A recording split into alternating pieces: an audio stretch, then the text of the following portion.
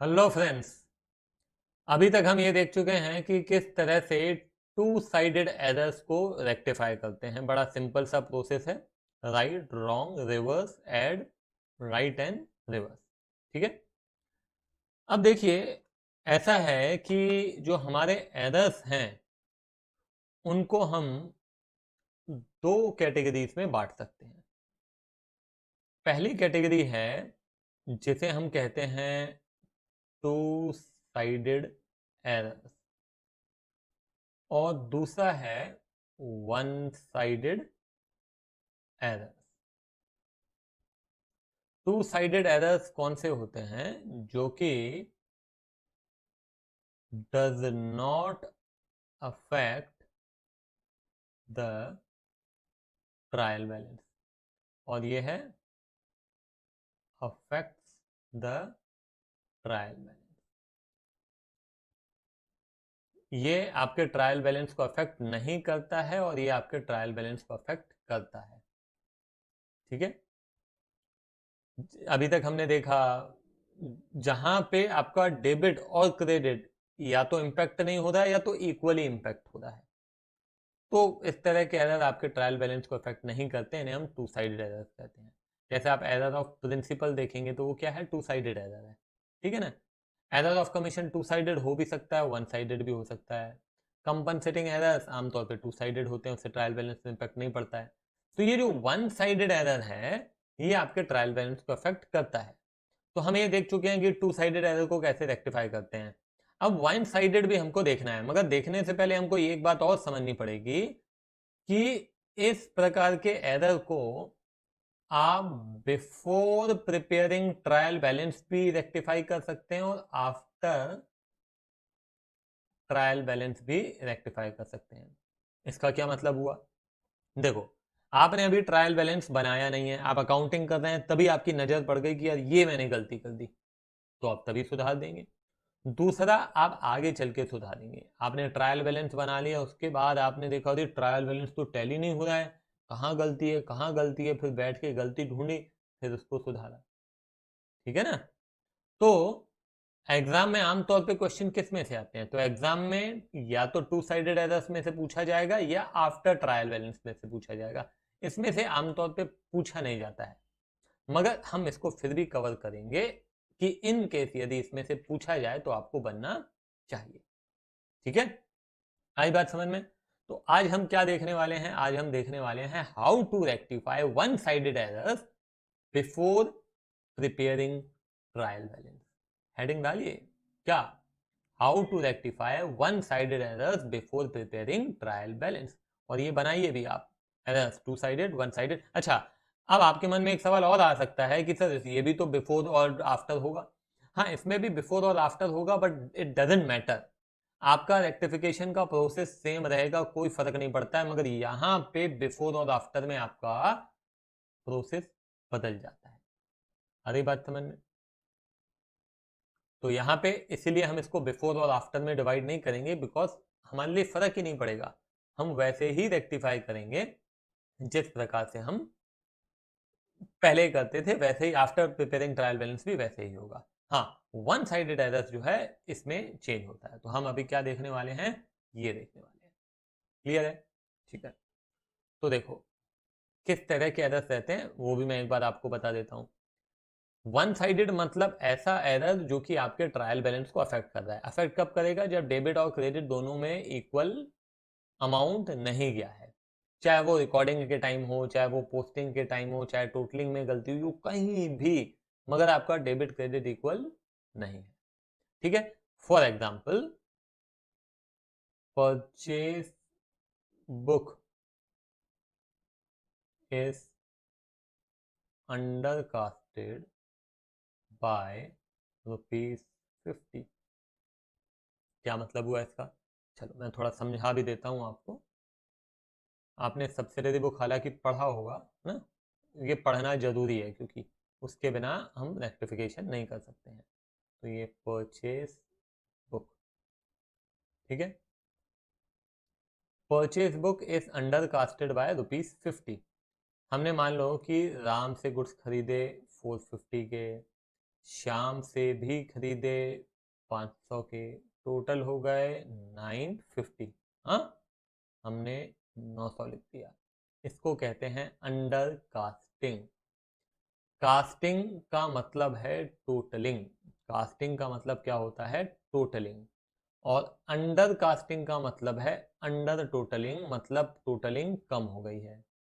Over casting का मतलब होता है टोटलिंग ज्यादा हो गई है। आई बात समझ में?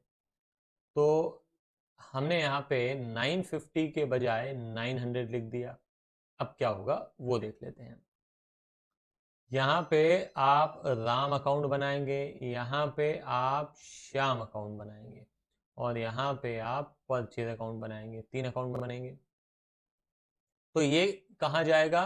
परचेज, ये देखिए 900 जो है ये परचेज अकाउंट के डेबिट में जाता है, राइट? ये मालूम है आपको ना? सब्सिडरी बुक्स पढ़ा होगा, मेरे ख्याल से नहीं पढ़ा है तो एक बार देख लीजिएगा, सारे लेक्चर्स हैं आपके पास।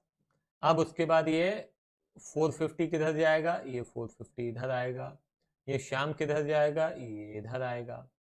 तो आप देख सकते हैं कि क्रेडिट 950 है मगर डेबिट 900 है। तो क्यों? क्योंकि ये परचेज अकाउंट क्या हो गया है? अंडर कास्टिंग हो गया है। यहाँ पे अंडर कास्टिंग की वजह के कारण यहाँ पे 50 रुपए कम गया है। आई बात समझ में? क्लियर है ये? ठीक है सर, बिल्कुल क्लियर है। आगे बताइए। हाँ, तो बेटा इसको अब रेक्टिफाई करना है। तो रेक्टिफाई कैसे करेंगे वो देख लेते हैं। तो यहाँ पे 2 मेथड है। हम कौन सा मेथड यूज करेंगे वो भी मैं बता दे रहा हूं, मगर आपको दोनों मेथड मालूम होने चाहिए और दोनों सिंपल हैं। मेथड 1, मेथड 1 में आप लिखेंगे purchase account is cast short, cast मतलब टोटल है ना, short by ₹50। thus the error will be rectified as follows। तो यहाँ पे हम क्या करेंगे, ये परचेज अकाउंट का फॉर्मेट बनाएंगे यहाँ पे। ठीक है, तो यहाँ पे लिखेंगे to under casting of purchase book 50। क्या बनाया? परचेज अकाउंट का फॉर्मेट।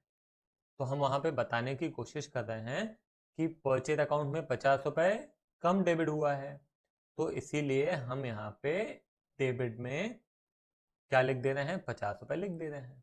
इस तरीके से हम ये एरर को रेक्टिफाई करेंगे।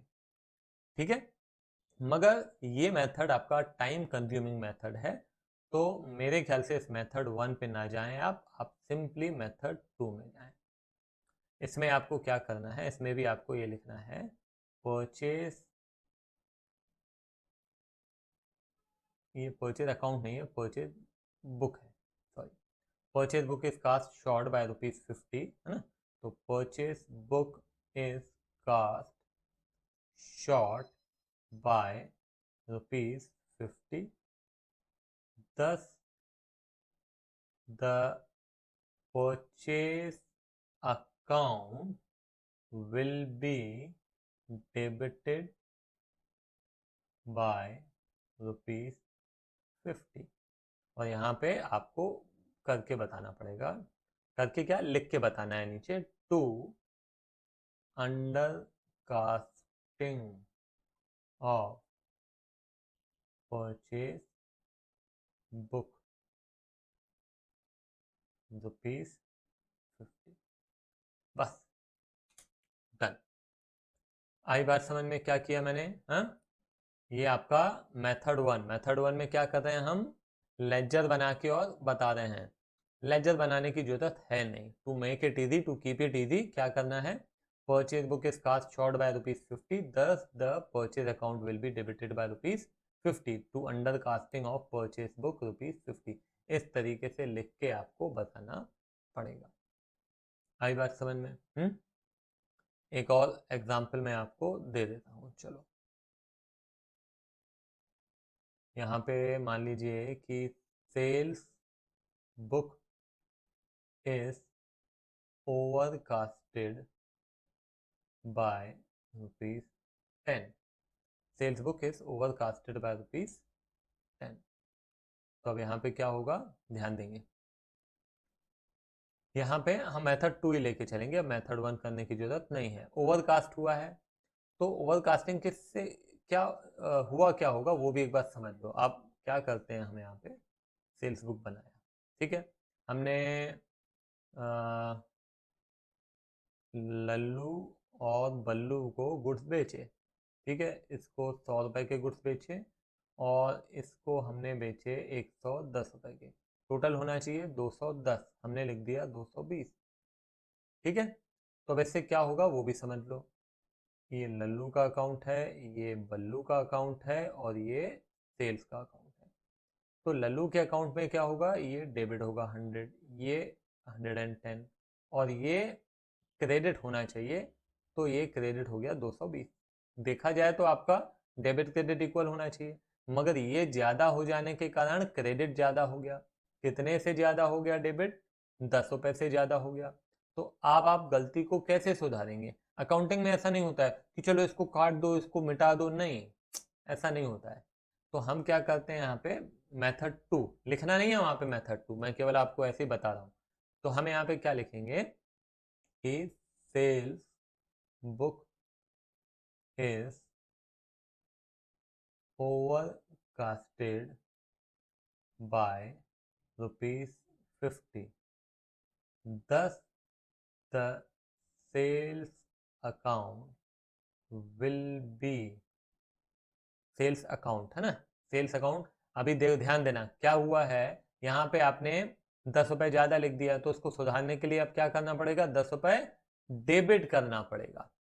समझ में आ रही है बात, क्योंकि इसको आपको रेक्टिफाई करना है. यहाँ पे 10 रुपए ज्यादा लिख चुके हो, अब कैसे आप उसको, मान लो यहाँ पे कम लिखा होता तो और लिख देते, मगर अब ज्यादा लिख चुका है तो अब उसको क्या करेंगे, उसके लिए उसको कंपनसेट करने के लिए हम इस तरफ पे 10 रुपए लिखेंगे. तो इसलिए मैं बोल रहा हूँ the sales account will be debited by ₹10.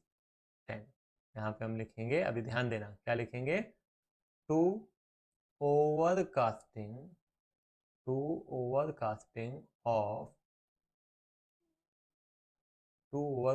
of sales book ना, और यहाँ पे ₹10 हो गया.